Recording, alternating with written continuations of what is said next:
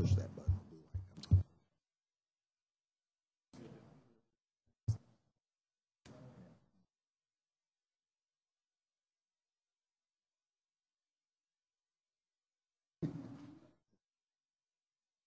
We're ready when you are.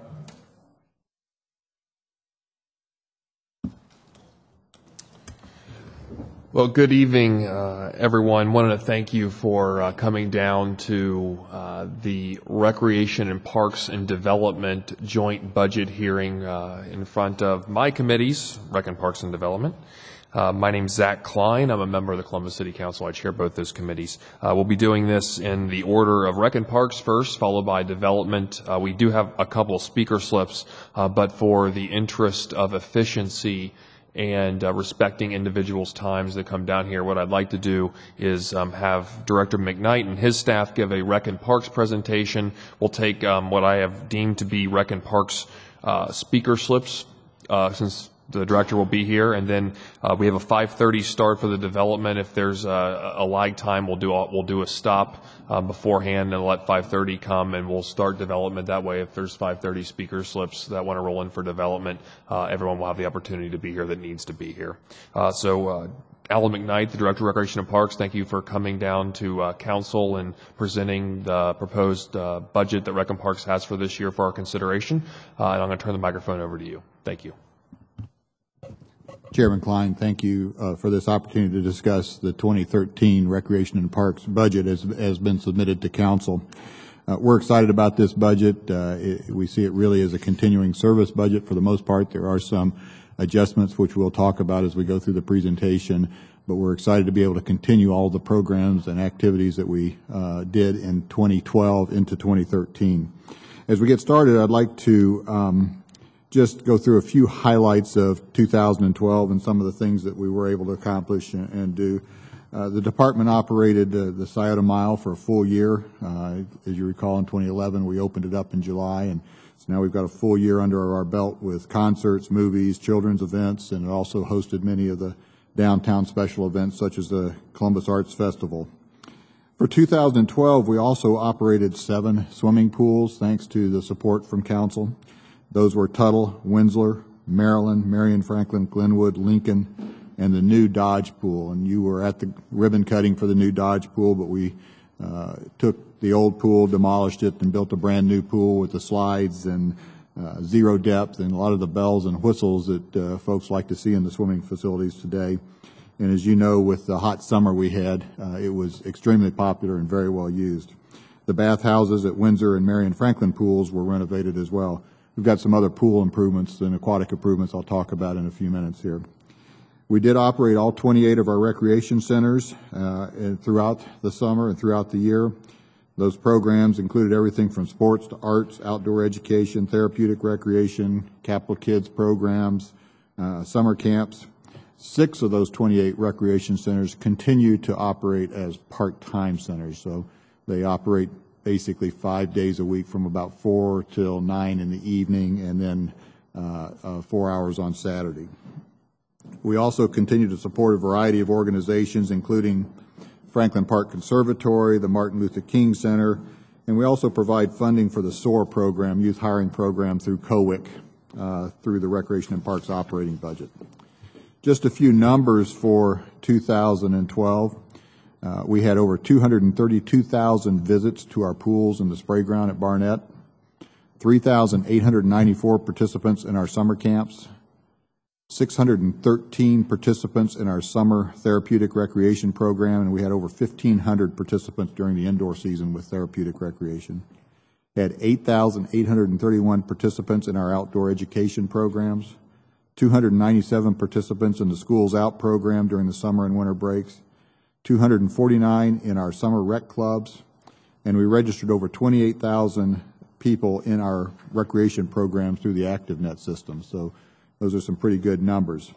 We also served about 150 participants in our summer Capital Kids program, and about 1,000 children participate in after-school programs and funding that we provide to 22 agencies throughout the city.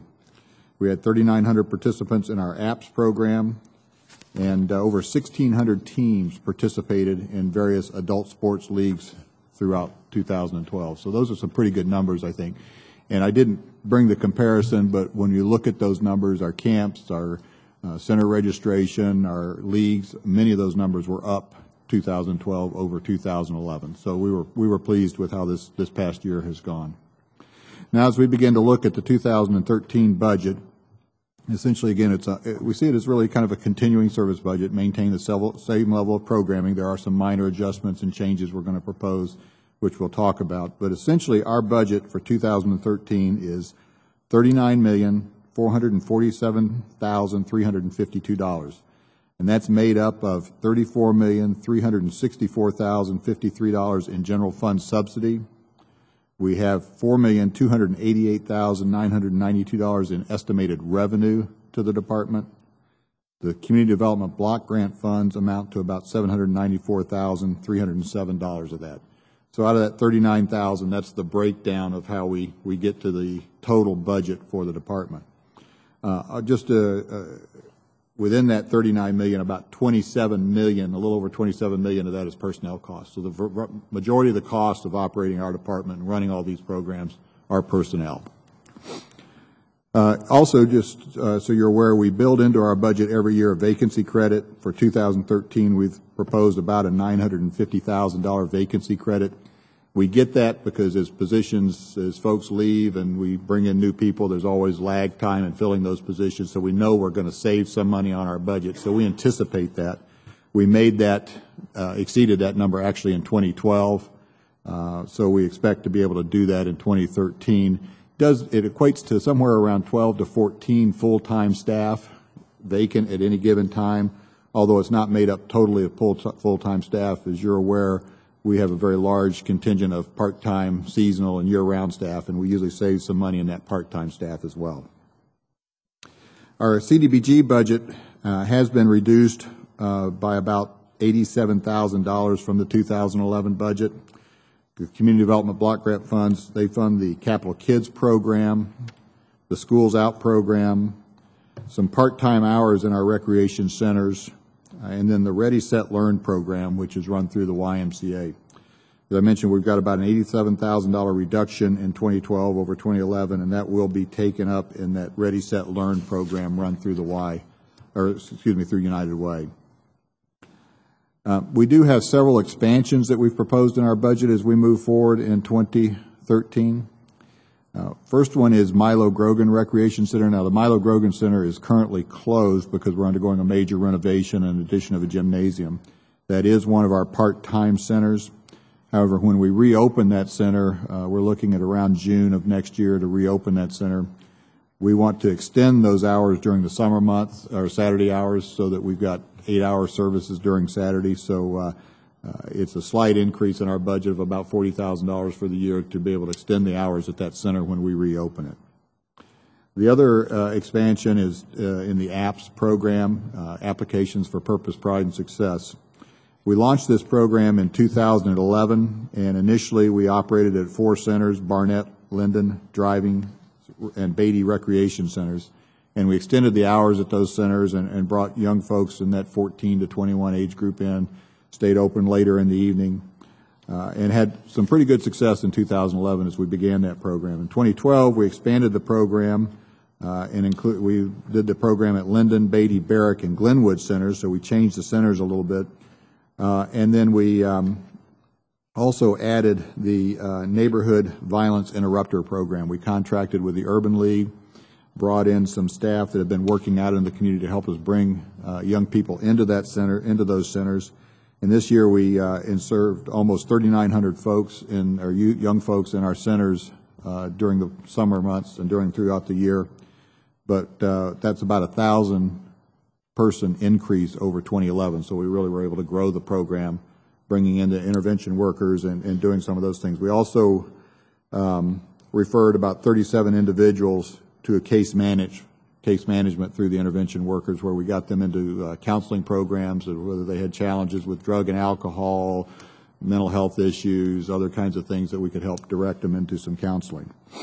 The other thing that we did in 2012, and where we're going to expand the program in 2013, is the Cap City Nights Festivals. We did them at 4 locations, 4 nights.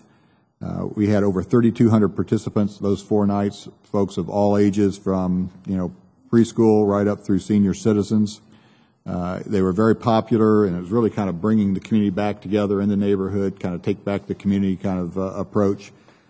But again, it was very successful, and the mayor has asked us to expand that program. We're actually going to do 12 events over the course of the summer, so 3 times as many events as we did in 2012 and 2013. So we're excited about that. We are also going to continue to work to address the emerald ash borer. Go ahead. Just while you're on apps, Sure. if I can ask you a couple of questions about apps. Why were the rec centers changed? Well, a couple of reasons. One, Barnett is undergoing renovations right now because we're adding air conditioning to the center, so we've got that center closed down. But I think as we looked at and worked with both the Urban League, we worked with safety, we worked with health, we looked at some of the crime statistics, we felt that we could have a bigger impact in some of those other neighborhoods. So we wanted to make sure we were providing equal access around the city. So we looked at Linden, which is on the kind of near east, northeast side. We looked at Beatty, which is more central located, Barrack, which is south, and then Glenwood, which was on the edge of Franklinton, Hilltop area there. But I think, again, looking at the crime statistics and the impact we thought we could have, we felt that it was appropriate to relocate those 2 from Barrack and Driving Park. And then when you mentioned the expansion of the evening festivals, are those 12 festivals that take place at 12 different rec centers, or will there be repeat of the same rec centers that are participating in the APPS program? We're still trying to flush that decision out. It'll be generally in the same communities where those programs occur, so those 4 rec centers. But we don't want to just do 4 events at each one of those sites or 3 events at each one of those sites and keep repeating the same kind of program because, we've got to keep it fresh and keep it exciting. So we're looking at within those communities possibly moving at least one of them to another location. So let's say if you're looking at Franklinton or the Hilltop area, you may move it over to another center or another park within that area, at least one of those programs. Also looking at trying to change the program up during the evening a little bit to, again, create some more excitement, but we're still working out the details of how we do that. And I do have a general question that we can save to the end about staff increases in the Recreation and Parks Department, if there are any, but specifically with apps. Do you see an expansion in staff? And I know that a significant portion is contracted through the Urban League. Is that going to continue? Will the numbers stay the same, or what's the status of that contract and the success of the Urban League's involvement in the apps program? Okay. Number one, that program, that staffing level for that program, that portion of the program will remain the same. We are not looking at any full-time expansion at all now. With the expansion of the evening events, we will be bringing in probably some more part-time and some more contract services to be able to produce those evening events. And that's where it's about an $85,000 expansion to add those, what essentially is eight additional events. But we're not looking at any full-time staffing increases to do that, but maybe some part-time hours. In terms of the program with the Urban League, it was a 1-year contract. We've got a request for proposals out right now. We know the Urban League will submit again. Very well may stay with the Urban League again, but we're going to see now that we've got some success under our belt, see if there's some other agencies that maybe want to be involved. So that RFP is out now. Proposals are due in mid to late December, and we'll be making a recommendation on that early in 2013. But it doesn't change the budget numbers or the staffing levels. But it has been, we think, successful. The program essentially has worked by putting a couple of intervention workers in each of those neighborhoods and then a couple of case managers that support those intervention workers. And the intervention workers are in the community in the evenings, on the weekends, out on the streets, interacting with the young folks, directing them to the center, directing them to other programs, trying to intervene in their lives in a way that we can provide some positive direction. We've got a lot of partners now that are coming on board. We're going to be working with the ADAM board next year and the Columbus Health Department for some more counseling services, Community for New Directions, and so on. Alva's House has been involved at some level to help provide some of those counseling services and do some of those kinds of activities. So we think it is starting to have a real impact. I've been very cautious. We look at crime statistics in these communities, but I'm very cautious in looking at crime statistics just after really one full summer or season of doing this and saying, you know, we're making a big difference, because those numbers can vary. We need to do, I think, over a period of 3 to 5 years, we think we'll really start to see an impact. And safety is still involved in this program. We work very closely with the gang unit and the commanders, and we've been out meeting with the precincts and working with the folks in those communities as well, so they know who we are and working together to try to address these issues. Another program we're continuing in 2013 is the Emerald Ash Borer. That is funded still through the capital budget, through the SIT, but we've got about $1.4 million, almost $1.5 million budgeted in 2013 for that program. Those funds will be used mostly for contract services. About $1.1 million of that will go to contracts, where we'll contract out to outside organizations to help us remove those trees and to deal with that problem. There is some staffing in there that's a continuation of what was funded in 2012 to help identify those trees, help manage all those contracts, and then a little bit of supply money. This is down about $500,000 from 2012. If you recall, in the first year we had some funding in there to buy some additional equipment too, log trucks and so on, which were quite expensive, and we've got those in now, so we're really starting to, I think, make some headway on that program. Over the next 3 to 5 years, we would expect this program to start winding down as we get a handle on it and are able to finally get most of these trees down. So, in the aquatics area, we're not expanded. There's not an expansion in terms of budget, but we are making some changes, which I think the community will benefit from. As I mentioned earlier, we are operating 7 outdoor pools. Fairwood Pool is the only pool we will not be operating this year. But one of the things that we are doing is we're going to extend the pool season at Dodge and Tuttle. And Dodge and Tuttle are the 2 pools we have that have the highest attendance, highest participation numbers. But we're going to open those up on Memorial Day weekend, and then we'll close them on Labor Day weekend for those 2. So we'll have an extended season at those 2 locations.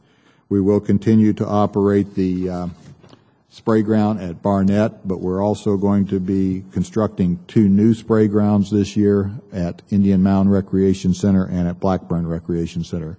And if all goes well, we intend to open those up this spring, so we'll have 3 spray grounds that we operate. So in addition to the 7 pools, we'll have the 3 spray grounds, and still have the Scioto Mile and the parks at the fountains at Bicentennial Park.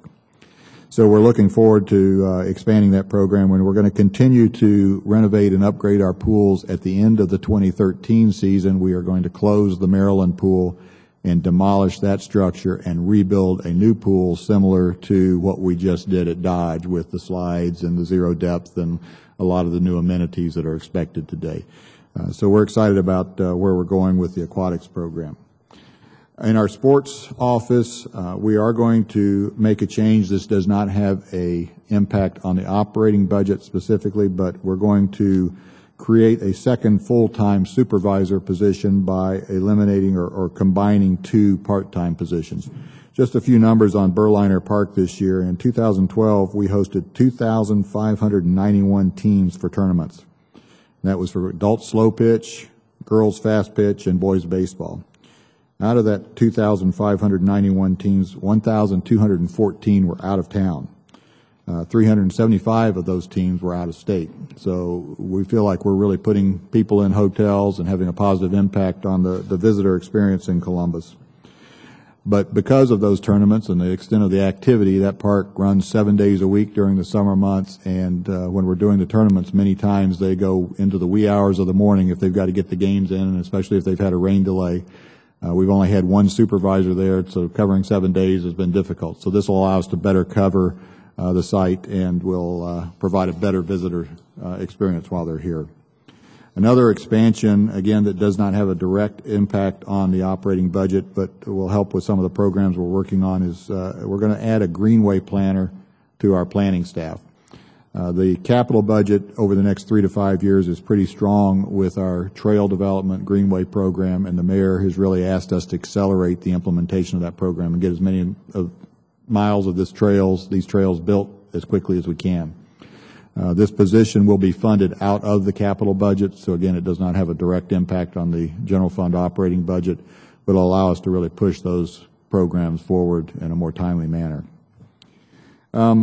One other thing I want to mention here too is the hotel motel funding. In the past, we've received funding through that fund to support some of our downtown events.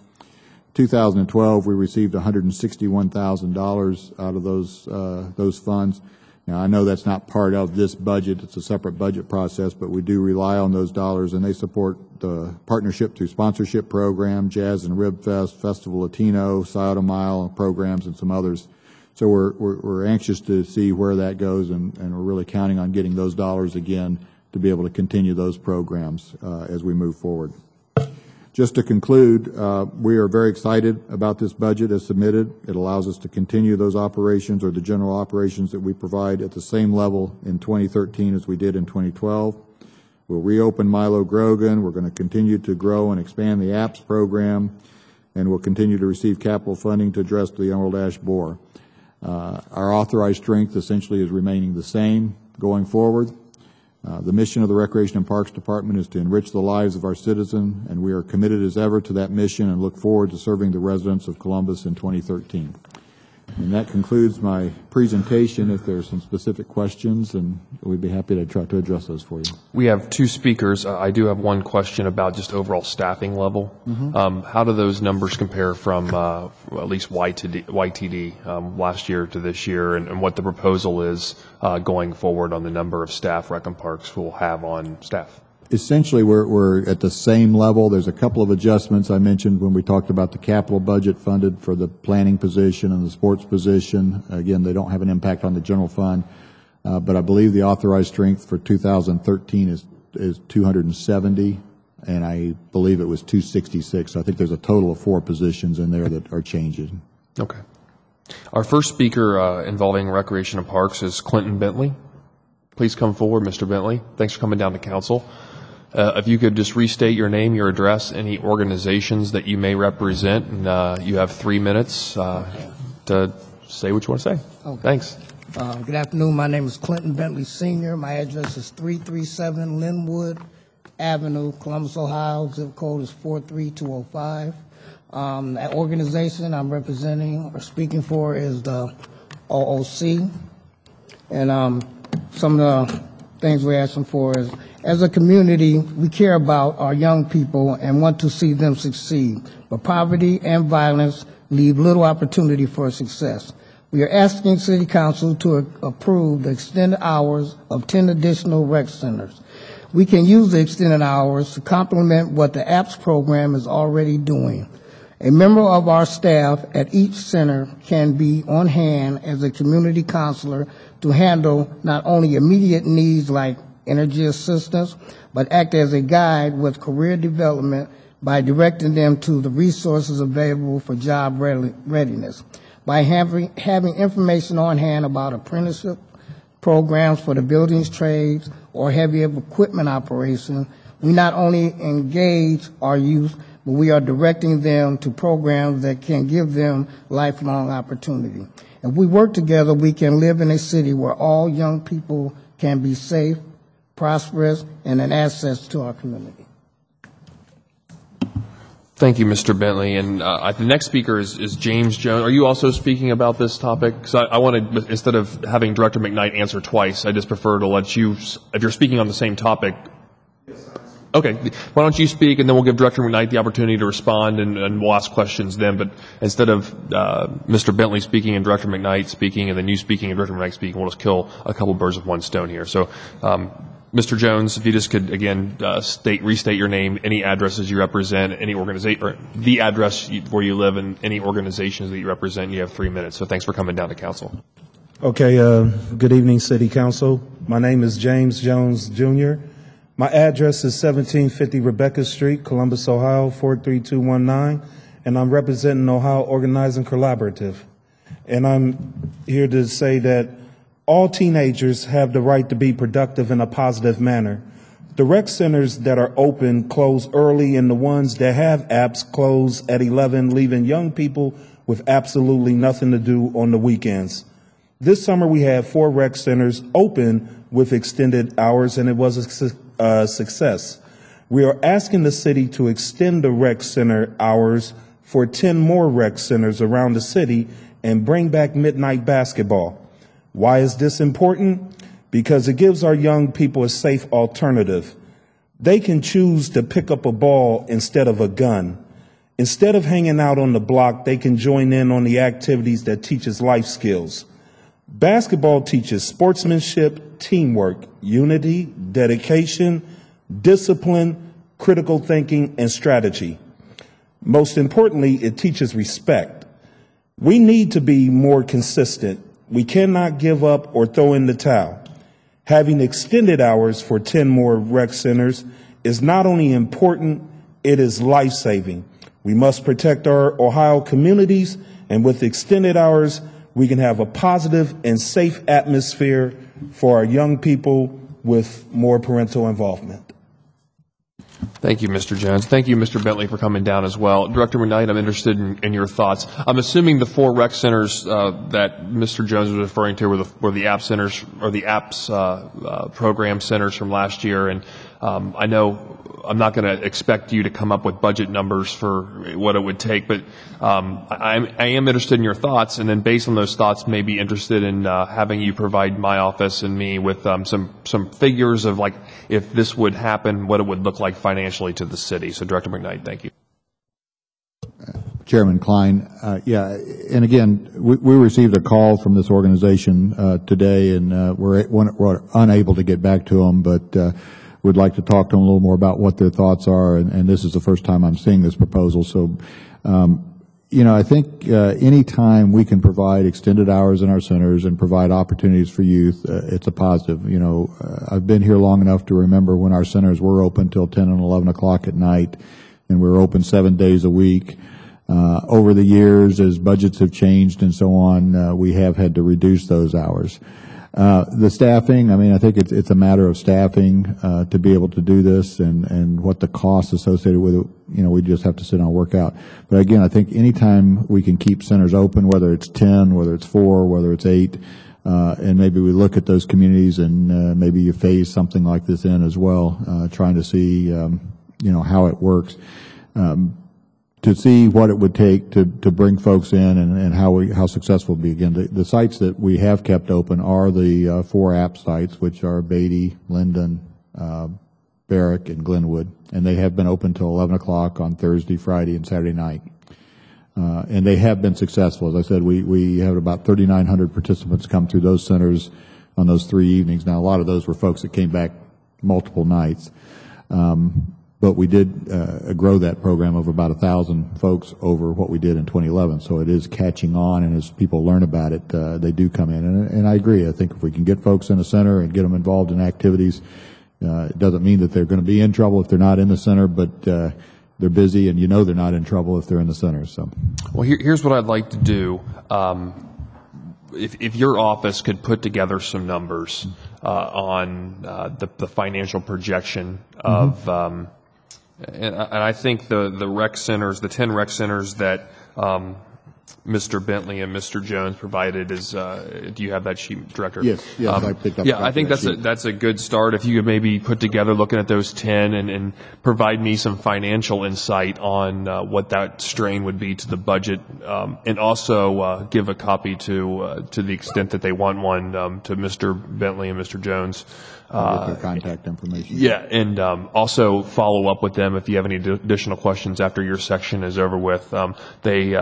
They do raise a good point, and it sounds like it's been kind of seconded by you in a general sense that the later the recreation centers are open, there could be productive opportunities for kids of all ages to be part of some great programming that you and your department does at the rec centers, but also we have to balance that with financial realities and have to be realistic about the opportunity of them being open. But I do think it warrants further consideration. If you could provide us with those budget numbers, I would sincerely appreciate it. Yeah, we'll certainly look at that. I want to talk with Corey Leftridge, who runs the apps program for us, too, a little bit about his thoughts and which maybe there's some neighborhoods, some communities that we think that are more appropriate, that we'd have a better success rate, try to look at that. And that's actually a good point. If you could talk to Mr. Lefwich and taking in account those 10, I still would like financial numbers for those 10, but maybe prioritize them and rank them in order of centers, maybe bring in public safety in as well, and get their thoughts on what may be the best centers. Because again, in budget priorities and budget realistic times that we live in, to get an idea from a priority standpoint that, if we only could have a handful, may not be any, but if we could have a handful, which ones would be the most strategic to open extended hours? It does go back a number of years ago. There was a midnight basketball program, and there was some, I think, federal funds that helped support that program. It was popular for a while, but it tended to taper off. Some of these things go through cycles, but we'll certainly take a look at it and get back to you and to the community and let them know what we find out. I'd appreciate that. Those are all the speakers that we had on Rec and Parks. I have no additional questions. I appreciate you giving us the presentation, and if you could follow up with the gentleman, I'd really appreciate it. Okay, thank you, very much. Director McKnight. Thanks for coming down.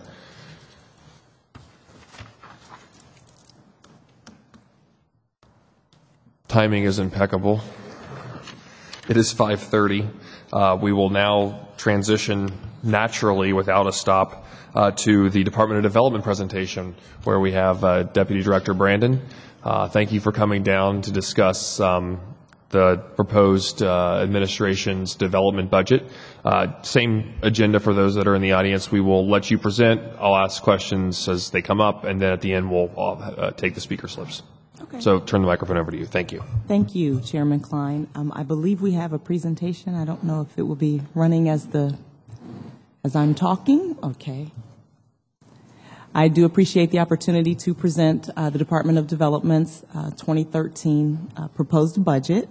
This is for the general fund. The Development Department's general fund recommended 2013 budget totals $22,624,998. This slide here in particular speaks to the department's mission to support vibrant neighborhoods, promote job creation, and continue to provide the highest quality service to the citizens of Columbus. We can go to the next slide.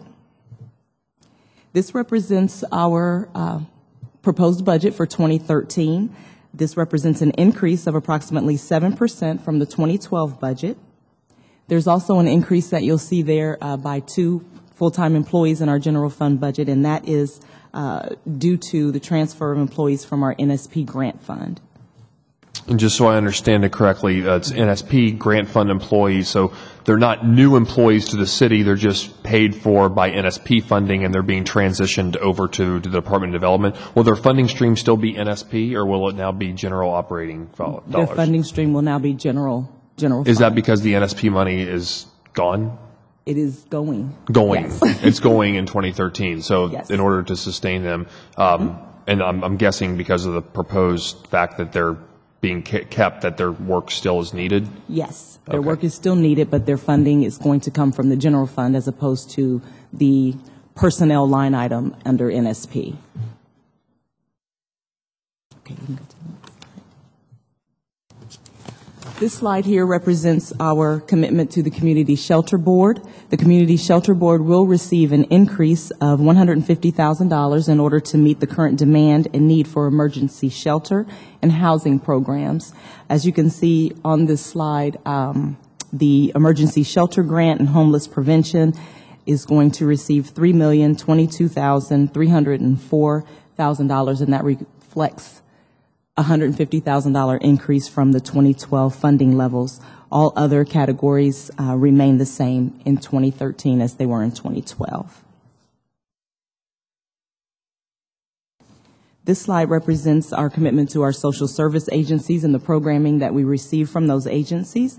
The general fund support to the social service agencies remains at the same level as in 2012, which is $3,216,517. Support from the Emergency Human Services Fund is estimated at $1.39 million. So the total funding for the agencies and the services will be $4,606,517. This amount also includes $500,000 that is going to be specifically for the efforts in the South Side and to try to continue services that were provided from the South Side Settlement House. This slide represents our code enforcement staffing levels. It's from 2007, and as you can see, the staffing levels have fluctuated some. Last year, we were at 72 employees, and this year we had 72. Next year, we are expecting to go up by 1 employee, and that is due to the hiring of a Restoration Academy graduate. So we are going to increase our staffing levels in the environmental nuisance area by 1. So we'll go up to 72 staff total in the code enforcement area. And if you could just briefly explain what the Restoration Academy was and how that person ended up in the code section, please. Okay, I will try to do that. The Restoration Academy is something that it was a partnership between the city and COWIC. These employees it was a 6-month program. COWIC identified employees who were recently released well, not recently, actually it was long term, and they could not find employment. So they are restored citizens from our prison system, and they have been chronically unemployed. These employees, I think there were 15 of them that started the Restoration Academy. And again, it was a holistic approach. There was training involved. There's services that were provided from our health department, services provided by different agencies who partnered with the city to prepare these individuals for work. There was a 6-month period where they were pretty much interns with the city. They were paid for through COWIC, and at the conclusion of the academy, we found that these employees were great employees. They contributed successfully to the goals and the missions of our department, and where we could, we wanted to attempt to get them hired full-time. So we had to go through the civil service process to do so, and this individual was successful. So we're very happy to have him and look forward to continuing to work with him. Yeah, I didn't mean to put you on the spot, but I think it's a great program, and I wanted the viewing audience to know about it because, and I've said this before, that in our criminal justice system, we focus so much attention on recidivism and retribution, and there's certainly a time and a place to focus on those, and I'm not trying to take away from that, but we sometimes don't focus enough on rehabilitation, and I think this program does exactly that. It provides the rehabilitative aspects of what it means to be part of the criminal justice program. It gives people second chances and opportunities who have served their time, paid their debt to society, and gives them opportunity at a rebirth of life. And that's why I just simply wanted you to maybe tell everyone what was going on. And it's good to see that the restoration program, the Academy, has translated into an opportunity for someone that has paid their debt to society and has very, I think, translatable skills for environmental nuisance and being part of our code operation. So thank you. You're welcome. Thank you for the opportunity to speak on it. It is a very good program. Our next slide is on environmental nuisance and weed abatement specifically. Weed abatement and environmental nuisance abatement continues. Our proposed budget for 2013 is $683,892. We've included here the number of properties that we have cut or cleaned or abated in some way. Year to date, we are at 2,796 properties. You'll see that from our 2012 funding levels, it's been reduced by $20,000, and that's due to the transfer of a pretty large site that we used to maintain that we no longer have to maintain. So that's why that level is reduced slightly in our 2013 proposed budget. This slide speaks to our economic development efforts. Our economic development programs will continue to focus on retention and expansion while attracting new businesses. Our budget request includes $325,000 to continue these efforts with some of our partners. Again, these efforts to attract, create, and retain the jobs that are in the city of Columbus. With these funds, we have so far in 2012, we have retained 1,586 jobs. We've created 2,133 jobs. These efforts have resulted in over $240 million in private investment. And finally, we have the CDBG budget. I just wanted to mention here because this is a part of the department's overall budget. We have been allocated $5,983,076. This reflects about an 8.4% decrease from last year's levels. The CDBG budget allows... Deputy Director Brandon, is that 8% increase due to decreasing in federal funding? The decrease is actually a result of, after the CDBG budget was passed last year, there was an infusion of dollars that we received, and I can have our fiscal manager speak more to it if you want more details, but we received those and we were able to apply those additional dollars to some programs. We didn't receive those additional programs, funding this year. So it doesn't reduce the services and the things that we can do because, So basically, we were fortunate enough to receive additional money in 2012. The money's no longer there in 2013, or the opportunity to get the money is no longer there. So the 8% cut is really the 8% increase that we were fortunate enough to receive in 2012, Yes. But is no longer existent in 2013. at least not at this point. We're not aware of it, but you're correct. Okay, thank you. The CDBG budget allows the Department of Development to focus its efforts on the core mission of the department and address priorities of the consolidated plan, and those are economic development, neighborhoods, and housing. The following slides will represent some of our expansions. There's $1.2 million to assist with economic development efforts put forth by our partners. Sister cities, we intend to continue to support sister cities' efforts by requesting $50,000. And to further implement the Darby Town Center activities, we are requesting $50,000. It is recommended in our budget. And this is for the creation of various activities, creating a nonprofit, some legal services, a partial salary for one employee, and the funds or cost of those services will be shared among the city, the counties, and Franklin County and Brown and Prairie Townships. At this point, that concludes the presentation, but if you have any specific questions, I'd be happy to address those. Thank you, Deputy Director Brand. I know that Tom Walker was here. I don't see Mr. Walker now from Tech Columbus, and I'll give him an opportunity to come up. We do have two speakers. Is Ms. Robinson here?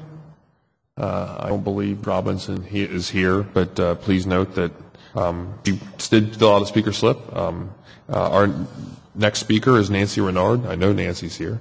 Nancy, if you could come up, identify yourself, state your address, and any organizations that you represent. You have 3 minutes. Thank you for coming down to council. It's always great to see you. Thank you.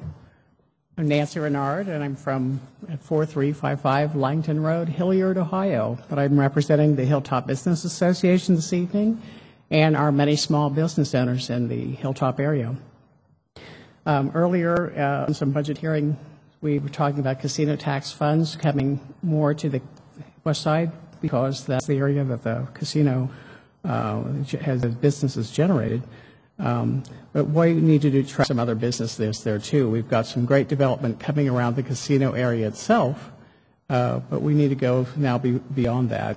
We really appreciate the time that was spent putting on this budget and fiscal solvency for the city. It's a great thing to see. Perhaps we can make some adjustments. Our west side area still needs some infrastructure improvements, that alleyways, lighting, and streetscape, parking specifically in the NCR area,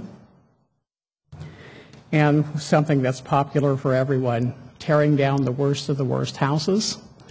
And if we look at that problem, perhaps we'll improve the new nuisance person that you'll have to hire. So we're looking at some positive aspects with some of the things that we're asking too, on how those things will also help improve the overall budget. We're asking for some promotion in our housing redevelopment and to support our local CDC that's looking to come in and bring a housing program. One of the problems that we're having in bringing businesses into the area is our housing stock has come to such a level that the original model of improving the businesses that in the area first worked. Now we just got the flip of that coin. We have to promote our housing and bring that better up to stock so we have residents that can support the businesses. And so we score some support through that housing project that will come to your table at some time. Streetscape is again. And last but not Nancy, least, just a quick question about the housing project. Are you referring to a project that is coming down the pike that in the future you will be asking support for, or do you have something in particular in mind? this is something that is coming down the pike, and we'll be asking for Just want support to make for. sure that. Yes, thank you Yes, for no, clarifying yeah. that. Improving our NCR funds. Right now, the West Broad Street section of the NCR districts gets the smallest amount of funds. And we've been working this dollar very well for the years. We have more things to do. It's working out well. We've had some great projects that we did last year. We'd like to increase those. To improve these funds would help us hire people that help with that area. Otherwise, we're thrilled with what we see in the budget. Things are, again, fiscally solvent. Our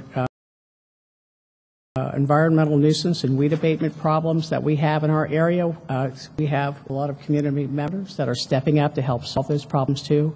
So we are doing what we can to help make improvements in the area without costing the city more. All right, thank you so much. Just so I understand your comments correctly, you're talking about infrastructure. Yes. Talking about demos, about this housing development, and about increased NCR funds for the Broad Street corridor that is on the hilltop. That's it. Okay. That's wonderful. If I understand it correctly, and Deputy Director Brandon, correct me if I'm wrong, a couple of those are capital oriented, and maybe the demos would be a mixture of capital and general fund. So do you have any idea on the demolition side about kind of maybe a global picture for the city of Columbus? And if you can bore down onto the west side, do you have any numbers or what the projection's like for this coming budget on the demo side, since this is a general, just because this is general fund oriented Sure. budget, and we'll get to obviously the capital stuff coming up in February Happy and to do March. that. Yeah, absolutely.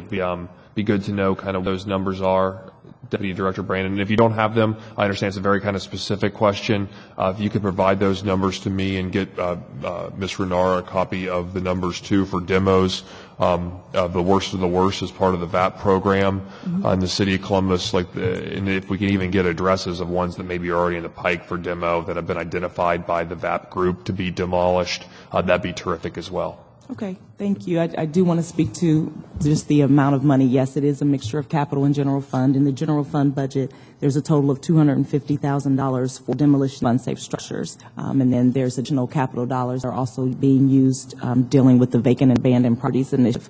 I know we have separated out addresses by area. We've shared them with the various area committees, so something that shouldn't be difficult to you. I'll be happy to share that with you. Yeah, if you could get that to Ms. Renard, I really appreciate it. I'm sure she would. And the inside funding is also capital oriented, correct? Or is it general fund oriented? Actually, I believe it's CDBG funding. It's CBDG funding, so it would be this budget. What is the status of the Broad Street number for this proposed budget? I don't have the number for the NCR. I do have that our economic development in the neighborhoods includes funding for Neighborhood Economic Development Fund, and the Hilltop small businesses are involved in that and eligible for that. In addition, the Neighborhood Commercial Revitalization, it focuses on areas and it includes the Hilltop. I don't have a dollar amount for it, but we can get that for you also. We can certainly get that. And we'll bring that up. CDBG The development, we meet on Mondays, and I'll be sure to follow up with them at this coming Monday meeting to discuss what those numbers are for the various NCR, not just the Hilltop, but for various NCR districts, and I'll have a conversation with them about the subject. Very good. Okay, thank you so much. I haven't seen anyone else walk in, so I'm assuming that the speakers that have signed up are no longer here. Well, thank you, Deputy Director Brandon, for the presentation from the Department of Development. I think it was informative, and it's the proposed budget is a good proposal, and looks like, as always, the City of Columbus is in terrific shape compared to a lot of other cities in Ohio and, frankly, across the United States. So we're very fortunate to be talking about the opportunities that we have in the City of Columbus, to talk about economic development, to talk about having the resources to deal with vacant and abandoned housing, to deal with high weeds, to deal with attracting and retaining jobs. So really we're headed in the right direction, and I look forward to working with you, Dr. Safford, the mayor, as well as Dr. McKnight, who gave the presentation earlier, and moving this budget forward and tweaking it to the extent that it needs to be tweaked, and ensuring that everyone wins, but first and foremost, everyone, meaning the city of Columbus, wins. So thank you for taking the time. I really appreciate it. And thank everyone for watching, and have a terrific evening. If you're watching this on rerun, have a good morning or good afternoon. Thank you.